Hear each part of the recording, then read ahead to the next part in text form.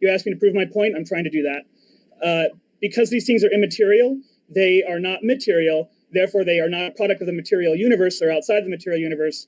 Therefore, we know that immaterial things can exist. There must be an immaterial creator who put those things into motion. Adorable. None of that's true.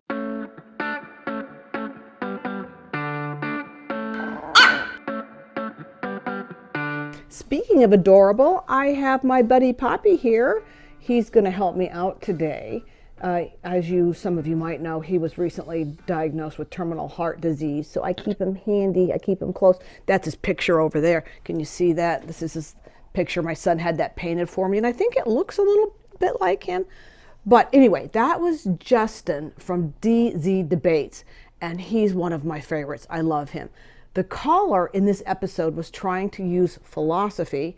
He was using it very poorly to try to prove the existence of God. And so today we're going to talk about 4 ways that I think that are garbage ways to prove the evidence of God, because even when I was a Christian, I didn't buy any of them. They didn't make any sense to me then, and they definitely don't make sense now.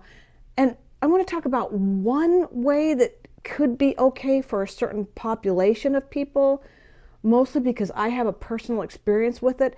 This is a little difficult for me to put down and put out in the world, because I don't want you guys to think that, I'm a crackpot or that I'm delusional, but I had something that happened to me that was weird. That's all I can say. All right, so let's get into it. So our first garbage evidence for God is philosophy. Here's the first problem with using philosophy to prove the existence of God. What can't you prove with philosophy? Let's take Bigfoot. Here's a philosophical argument for Bigfoot. There are forests in the world. Forests are perfect and prime places for animals to live, to breed, to eat, to die. We know this. There are also lots of undiscovered species in the forest. Every year, scientists go out and they find species that we never discovered before.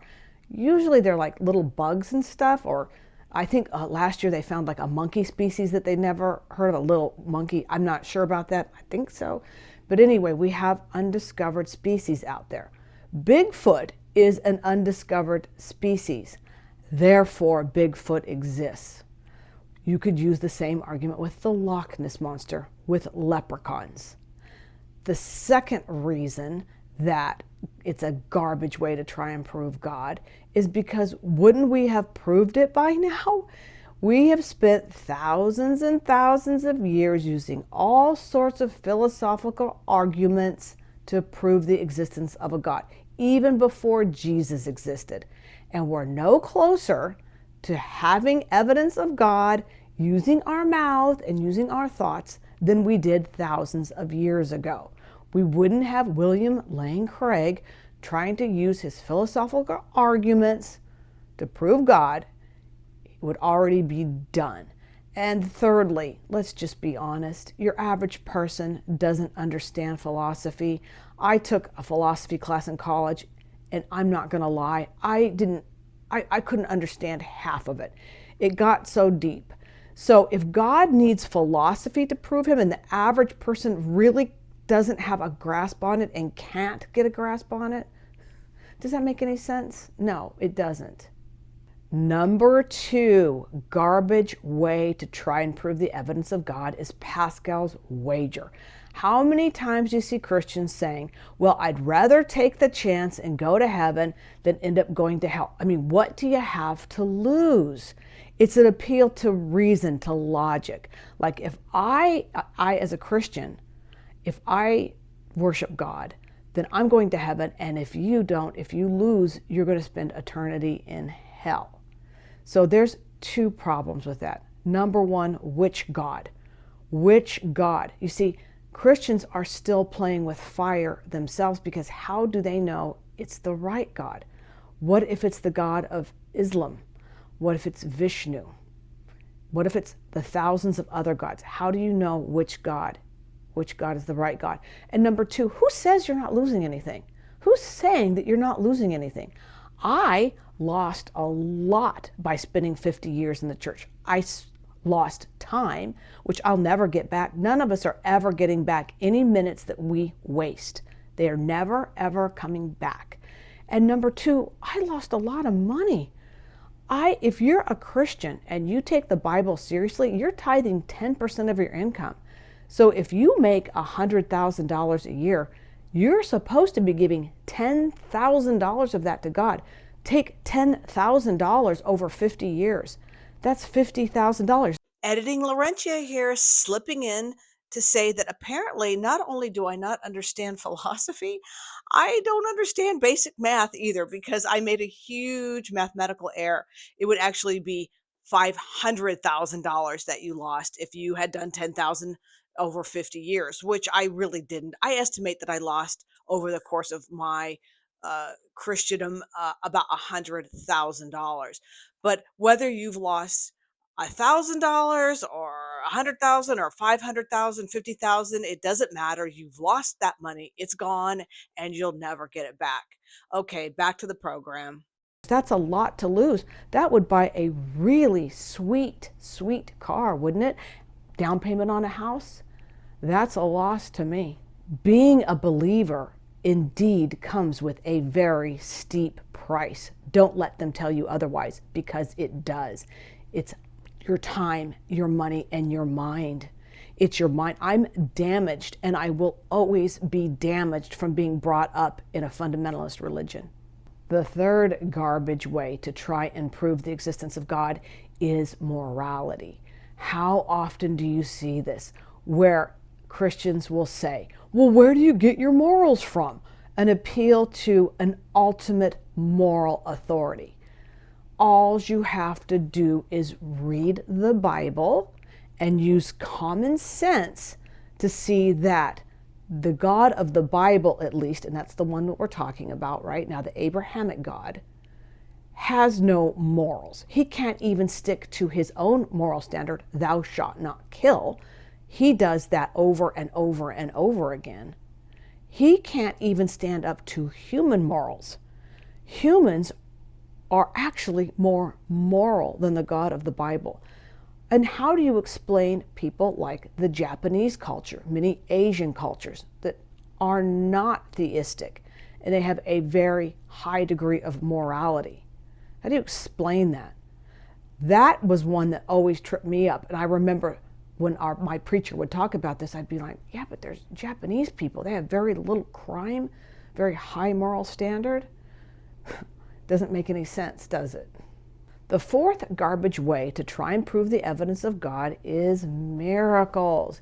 Now, that comes in two categories. We have the miracles of the Bible. People will try and say, oh, but what about the resurrection or the miracles that Jesus did?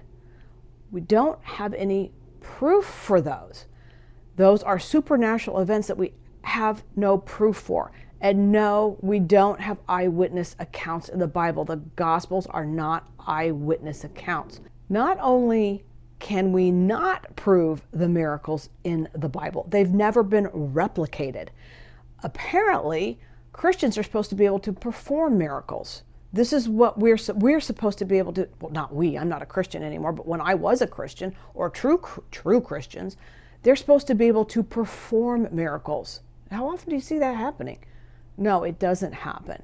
The second kind of miracle is the modern day miracle, right? Little Bobby was healed from cancer, therefore God. You see these sorts of that's called anecdotal evidence.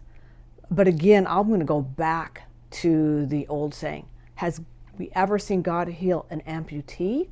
It always boils down to cancer or some illness. Here's the biggest problem with that, is that there's a newer kind of therapy called immunotherapy. It started out mostly in lung cancers, but now they're using it in melanoma, they're using it in colon cancer.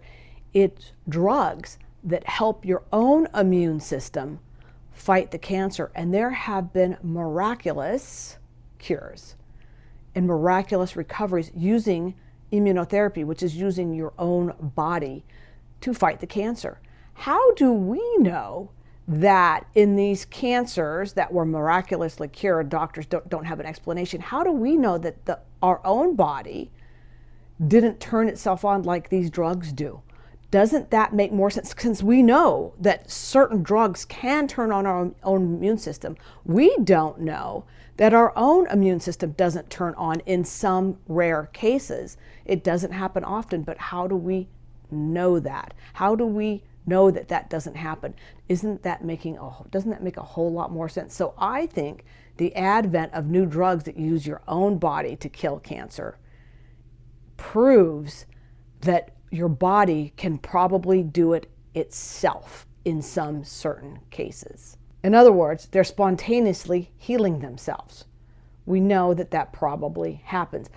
My sister, some of you might know, she's dealing with stage 4 cancer. She has a gene-driven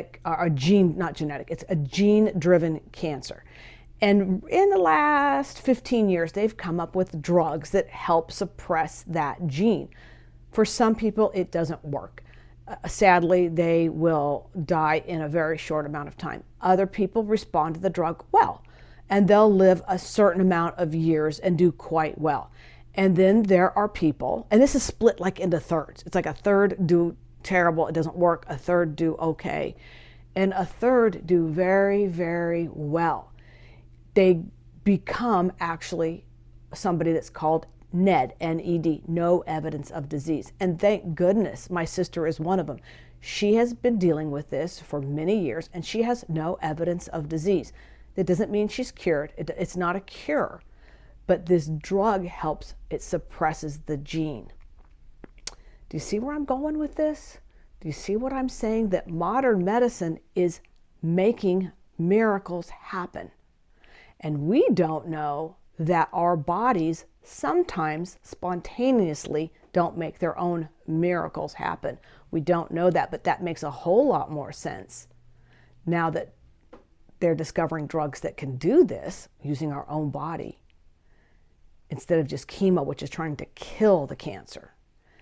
Do you see what I'm saying? Now, this is not an exhaustive list of all the garbage ways that you can try and present evidence for God. These were just 4 of the ones that I thought are probably the worst. But there is one argument that holds a little credence for me and for a certain amount of people. I know that there are debaters, atheist debaters, that will laugh at people and just say, I don't care, it doesn't matter.